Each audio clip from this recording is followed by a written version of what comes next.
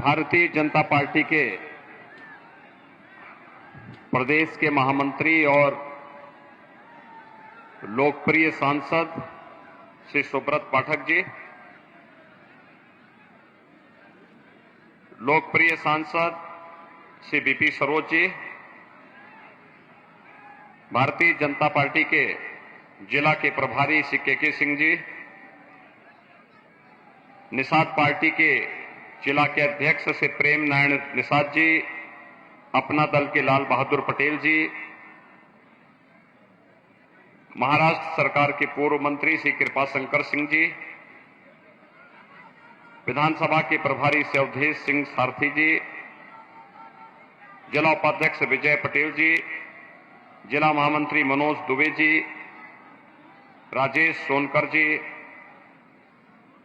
मंडल अध्यक्षगण श्री रणविजय सिंह जी, मोहन राजभर जी, रमेश जायसवाल जी, राधेश्याम विश्वकर्मा जी, ओम प्रकाश सिंह जी, श्रीमती इंदुबाला सिंह जी, विधायक श्रीकांत पटेल जी, विशाल गुप्ता जी और भारतीय जनता पार्टी के लोकप्रिय प्रत्याशी वर्तमान में विधायक डॉक्टर हरेंद्र प्रसाद सिंह जी और उपस्थित भाइयों बहनों, मैं आज आपके बीच में जफराबाद विधानसभा क्षेत्र के सभी नागरिकों से अपील करने के लिए आया हूं।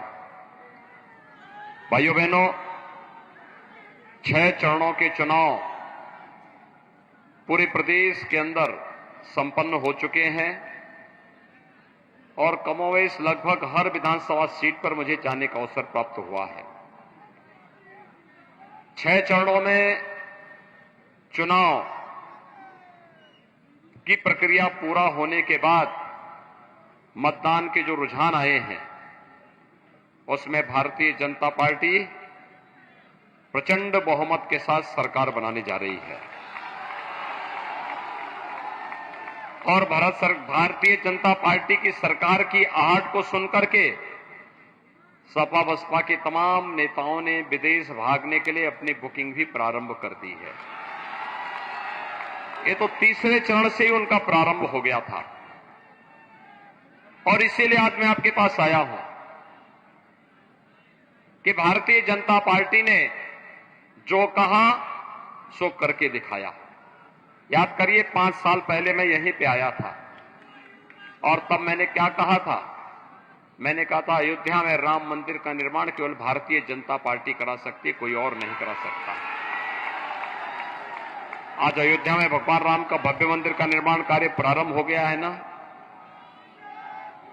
काशी में काशी विश्वनाथ धाम का निर्माण भव्य रूप से होने के बाद आदरणीय प्रधानमंत्री जी के कर कमलों से उसका शुभारंभ भी हो गया है। मथुरा वृंदावन संवर रही है और उस स्थल का पुनरुद्धार और सुंदरीकरण हो रहा है जो भारत और भारतीयता के साथ जुड़ा हुआ है। भाइयों बहनों, मैं केवल आपसे जानना चाहता हूं,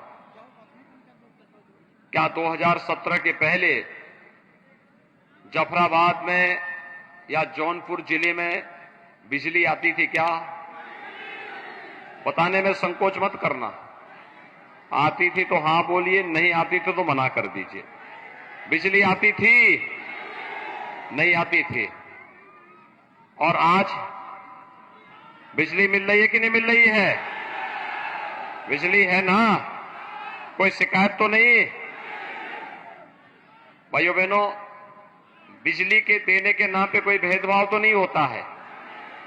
जाति के नाम पे, मत के नाम पे, मजहब के नाम पे, संप्रदाय के नाम पे, अमीर गरीब के नाम पे बिजली तो सबको होगी ना, क्योंकि प्रधानमंत्री मोदी जी ने नारा क्या दिया था? सबका साथ सबका विकास का। और इसलिए बिजली भी सबको बिजली, पर्याप्त बिजली, सबको बिजली, पर्याप्त बिजली। वर्तमान में पूरी दुनिया कोरोना महामारी से जूझ रही है। याद करिए, 25 करोड़ की आबादी के प्रदेश में फ्री में टेस्ट, फ्री में उपचार, फ्री में वैक्सीन। कितने लोगों ने वैक्सीन ले ली है? वैक्सीन का पैसा तो नहीं लगा। देखो सच बोलना, अगर सपा बसपा की सरकार होती तो ये सारा का सारा वैक्सीन बाजार में ब्लैक हो जाता, किसी गरीब को मिलता नहीं। और वैक्सीन का ही कमाल है कि थर्ड वेव कब आई कब गई कोई पता नहीं लगा। दुनिया के अंदर लाखों लोग मर रहे हैं, लेकिन उत्तर प्रदेश और देश के अंदर हर व्यक्ति सुरक्षित है। कारण है प्रधानमंत्री मोदी जी ने फ्री में वैक्सीन सबको उपलब्ध करवा दी।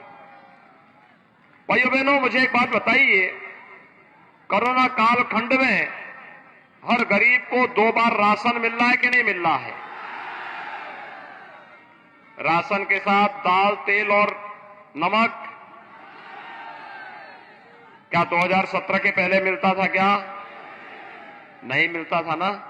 आज मिल रहा है ना। ये राशन का पैसा कहां जाता था पहले? ये राशन का पैसा देखो, जौनपुर इत्र के लिए विख्यात है, लेकिन कुछ लोगों ने इत्र को जब समाजवाद के साथ जोड़ा तो इत्र को बदनाम कर दिया, क्योंकि जब उन इत्र वाले मित्र को ढूंढते ढूंढते हमारा बुलडोजर पहुंचा तो एक गरीब का सारा पैसा उनके घर में मिल गया। तो ऐसे लोगों में बुलडोजर चलना चाहिए कि नहीं चलना चाहिए? और मुझे प्रसन्नता है कि बुलडोजर लेकर आप लोग भी यहां पे खड़े हैं। भाइयों बहनों, अभी तो ये शुरुआत है। अभी तो हमने तय किया है 10 मार्च के बाद जब सरकार बनेगी, उज्ज्वला योजना के हर लाभार्थी को, उज्ज्वला योजना के हर लाभार्थी को होली और दीपावली में फ्री रसोई गैस का सिलेंडर भी उपलब्ध करवाएंगे। 60 साल से ऊपर की हर महिला को परिवहन निगम की बस में फ्री में यात्रा की सुविधा उपलब्ध करवाएंगे। और बेटी की शादी के लिए 2017 में हमने सामूहिक विवाह योजना प्रारंभ की थी। 51,000 रुपए कन्यादान के लिए अनुदान के रूप में देते हैं, और हमने तय किया है अब इस राशि को बढ़ा करके 51,000 से बढ़ा करके 1 लाख करेंगे। 1 लाख। कॉलेज जाने वाली हर मेधावी बेटी को फ्री में स्कूटी भी उपलब्ध करवाने का काम करेंगे। वर्तमान में 1 करोड़ नौजवानों को, कॉलेज जाने वाले जितने भी नौजवान हैं, वे बीए कर रहे हो, बीएससी कर रहे हो, बीकॉम कर रहे हो, MA, MSc, MCom, B, BTech, ME, MTech, pharmacy, nursing, medical या आईटीआई, पॉलिटेक्निक कुछ भी कर रहे हैं, उन सभी को हम टैबलेट और स्मार्टफोन वितरित कर रहे हैं। समाजवादी पार्टी ने चुनाव आयोग को कंप्लेंट किया है, क्योंकि समाजवादी पार्टी का तो नारा ही था कि सबका साथ, लेकिन सिपाही खानदान का ही केवल विकास। आपने देखा नहीं, जब नौजवानों के लिए भर्ती निकलती तो चाचा भतीजा दोनों वसूली में निकल पड़ते थे। कोर्ट स्टे करती थी नौकरी को, नौजवान देखता रह जाता था। 5 लाख नौजवानों को हमने सरकारी नौकरी दी है 5 साल में। अगर 2003 से लेकर 2017 तक में देखो, 14-15 वर्षों में जितनी भर्तियां नहीं हुई थी, हमने अकेले उत्तर प्रदेश के नौजवानों को मात्र 5 साल में उससे ज्यादा सरकारी नौकरी दी। 2 करोड़ नौजवानों को रोजगार और नौकरी के साथ जोड़ा। और जब इन्होंने कंप्लेंट किया कि नौजवानों को टैबलेट और स्मार्टफोन क्यों दिया जा रहा है, तो मैंने भी कहा कि वे देखो, मैं भी चुनाव में व्यस्त हूं, 10 मार्च के बाद खाली हो रहा हूं, और 10 मार्च के बाद इस संख्या को 2 करोड़ नौजवान तक पहुंचाएंगे। 2 करोड़ नौजवान को टैबलेट और स्मार्टफोन देंगे, और अगले 5 साल के अंदर ये व्यवस्था करेंगे, हर परिवार के एक नौजवान को नौकरी, रोजगार अथवा स्वतः रोजगार के साथ जोड़ने का काम भी करेंगे। सपा परेशान है, कह रहे कहां से इतना पैसा आ रहा है। मैंने कहा भी देखो, बेईमानी और भ्रष्टाचार रुक जाए, माफियावाद रुक जाए, गुंडागिर्दी रुक जाए, उत्तर प्रदेश में पैसे की कमी नहीं है। वे परेशान है, मुझसे बहस करने लगे, कहा इतना पैसा कहां से आ रहा है। मैंने कहा देखो, विकास की नीयत साफ होनी चाहिए। कहा कि विकास तो हम भी कराए। मैंने कहा बोलो कौन विकास कराए हो। माथा पीटते पीटते वो एक विकास मुझे गिना पाए। और बताओ क्या विकास कराए थे। मैंने पूछा बोलो क्या विकास कराए हो। कहते हमने कब्रिस्तान की बाउंड्री वॉल जो कराई है। उन्होंने कब्रिस्तान की बाउंड्री वॉल कराई। हमने काशी विश्वनाथ धाम बनाया। हम अयोध्या में राम मंदिर के निर्माण और अयोध्या को संवार रहे हैं। मथुरा वृंदावन का सुंदरीकरण कर रहे हैं। काशी में सीर गोवर्धन संत रविदास जी की पावन जन्मभूमि के सुंदरीकरण का कार्य कर रहे हैं। निषाद राज के श्रृंगवेरपुर को संवार रहे हैं। भव्य कुंभ और दिव्य कुंभ का आयोजन हम लोग कर रहे हैं। बाबा साहब भीमराव अंबेडकर के नाम पे सांस्कृतिक केंद्र की स्थापना कर रहे हैं। बिजली पासी का किला लखनऊ में उसको भव्य और सुंदर स्वरूप देने का कार्य हो रहा है। यह कार्य भारतीय जनता पार्टी की डबल इंजन की सरकार कर रही है। भाइयों बहनों, विकास और बुलडोजर दोनों साथ साथ चलने चाहिए। आप सहमत हैं ना? सभी लोग सहमत हैं। लेकिन इसके लिए चाहिए दमदार सरकार। याद करना, पिछली बार आपने जौनपुर जनपद में पिछली बार 9 में से 5 सीटें भारतीय जनता पार्टी गठबंधन को जिताई थी।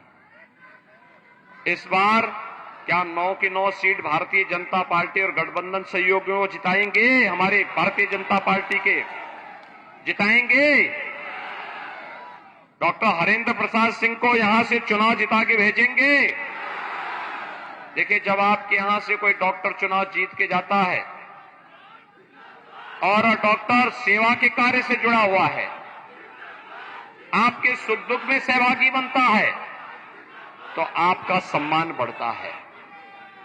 और भाइयों बहनों, मैं यही अपील करने के लिए आया हूं, सभी चुनाव जिता करके भेजेंगे। सही बात बोल रहे हैं ना? लेकिन उसकी शर्त एक है, चुनाव के दिन पहले मतदान, फिर जलपान। सभी बात करके इसी संकल्प के साथ आगे बढ़ेंगे। देखिए, 7वें चरण का चुनाव और 7 मार्च को है और सुबह 7 बजे से शुरू होना है मतदान। सुबह 7 बजे से होगा। 7 मार्च की तिथि है और 7वां चरण भी है। तो सपा बसपा का सफाया भी करवाना है। तय कर चुके हैं ना? तो दोनों हाथ ला करके मेरे साथ बोलेंगे, भारत माता की, भारत माता की, भारत माता की।